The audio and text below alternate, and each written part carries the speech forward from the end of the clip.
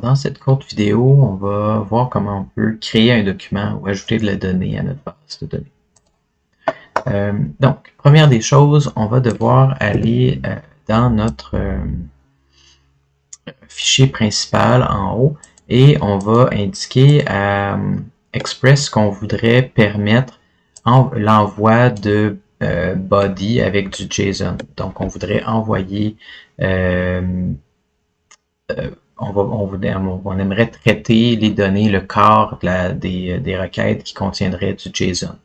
Même chose, si ça venait d'un formulaire HTML, on aimerait pouvoir les traiter. Si vous n'avez pas besoin de ça, on n'est pas obligé de l'ajouter, mais on peut le permettre pour les deux. Par défaut, Express ne le permet pas. Donc, il faut aussi le spécifier au début de notre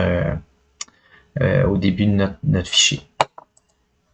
Ensuite, si je viens dans ma requête post, ben là, je pourrais avoir body est égal à rec.body. Donc là, ça me permet de récupérer le body. On va faire un console.log de body, puis on va aller faire un res.json de OK, juste pour que la requête se termine. Si je veux tester dans Postman, on peut aller tester des requêtes post. Donc là, je vais aller chercher un film pour avoir la même structure. Hop. Et là, vous voyez qu'on avait des paramètres dans le cas pour les paramètres d'URL, mais si on voulait injecter un body, un corps de la requête, ben on peut l'envoyer de différentes façons. Nous, on voudrait utiliser raw pour pouvoir mettre du JSON automatiquement. Là, votre JSON, il faut qu'il soit parfait, fait que assurez-vous que les clés aient des guillemets, que le dernier élément de l'objet JSON n'ait pas de virgule à la fin, qu'il n'y ait pas rien dit non plus. Puis, par exemple, je pourrais l'appeler mon beau film, puis j'ai pas besoin d'ID parce qu'il va être généré automatiquement. Puis, description, test, 999, puis réalisation. Puis titre vignette, je ne mettrai rien, pas d'image. Donc là, j'ai un genre, j'ai des titres, j'ai ma description, etc.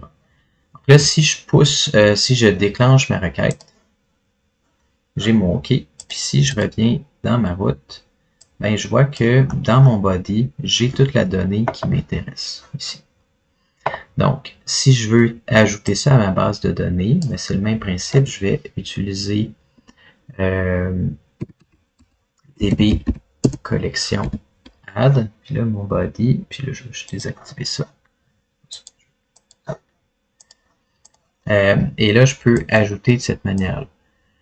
Et là, moi, ce que j'aimerais faire à ce moment-là, c'est que si ça s'est bien passé, je vais me faire un message, puis faire réponse comme ça avec un message. Puis le message peut-être que j'aimerais afficher dans mon front-end, dans un message, une pop-up ou une boîte modale. Le film a été ajouté. C'est ça que je vais renvoyer comme réponse ici. La différence, c'est que là, on va pas me répondre, on va pas renvoyer un statut de 200. On va utiliser le code 201 pour créer, en fait, c'est le code qui permet de dire la ressource a bel et bien été créée correctement. Donc, c'est important d'avoir le bon code de statut en fonction de ce qu'on veut. Si je teste maintenant,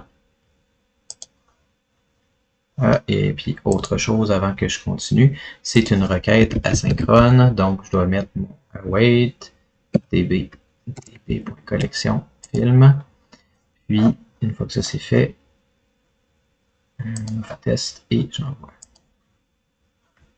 Le film a été ajouté. Maintenant, si je vais dans ma liste de films, puis je mets aucun filtre, puis dans ma limite, je vais mettre 1000. je vais faire 1000 comme ça c'est sûr que j'ai tous mes films. Puis là, il devrait avoir été ajouté à quelque part. Puis je vais ordonner par année. Puis